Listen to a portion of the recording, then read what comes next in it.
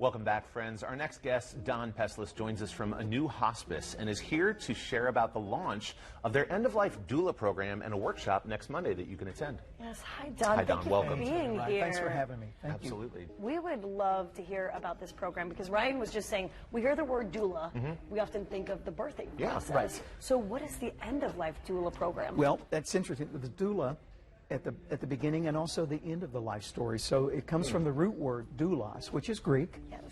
And it really helps in that end-of-life story to help bring that whole notion with peace and joy and fulfillment. So much like a birth doula at the beginning, the end-of-life doula helps with that whole process of the end of the story. What does doulos mean in Greek? Well, it means servant. Okay, so that makes perfect sense. So serving not only at the beginning, but serving at the end of the story. That is beautiful, and it does make sense when you think about it. So how might this differ from a traditional hospice care that some people might be familiar with? That's a good question. End-of-life doula really goes deeper into both the patient and the family, really trying to orchestrate, if you will, choreograph their wishes, their desires, their fears, bringing that all together, really helping both be fully present and wrapping all of that in peace, in a sense of peace. It's so helpful too. I mean, especially towards the end of life, if you're taking care of someone, to have that assistant, that servant who's really guiding and taking care of that process so you can be present. Let's talk about the workshop that's happening on Monday, because I know that this is resonating with some viewers out there. What do they need to know and what's happening? Well, we're bringing in one of the national leaders, Gabby Jimenez, and she's from California. She's one of the leading leaders in doula in this movement. Okay. So we're going to have her 1 to 4 at the Community Life Center at East Washington Street. It'll be a workshop to really introduce folks.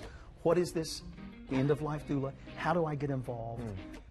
We've got her book. She's going to be doing the workshop, so it's really a great introduction to the greater Indy area. That's great, and people can get their book signed as well, right? Absolutely. If they're interested, they can check us out at anewcare.com. Okay. If they're interested in the workshop, volunteer at anewhosp.com. But at 6:30 to 8, we'll be at the Mocha Nut Coffee Shop on Southport Road.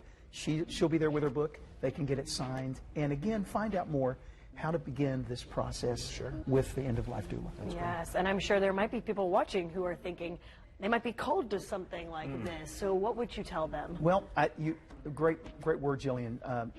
Gabby says it really is a calling, and it really is about being fully present, something that we'll all deal with, but it gives us proper planning, proper opportunity to really fully engage with the patient, with our families, and again, wrap all of that in peace. That's great. And understanding. Let's recap really quickly those details for Monday. Okay, it's going to be 1 to 4 at the Community Life Center on East Washington Street. That's the workshop with Gabby. Okay. Then in that evening on Monday, 6:30 to 8, we'll have a book signing at Mocha Nut Coffee Shop on Southport Road. Wonderful. Don, thank you so much for being here and sharing this information Jillian, with us. thank you for letting I learned a lot right now. I did too. We love talking to Thank you. We have the information right there on the screen if you would like to learn more. Thank you so much. Thanks, Don. Thanks, guys. Thank you. Well, we are going to hear some live music coming up from the local jazz trio Northside Exchange. But first, check out these helpful style tips from Brandy Price. Take a look.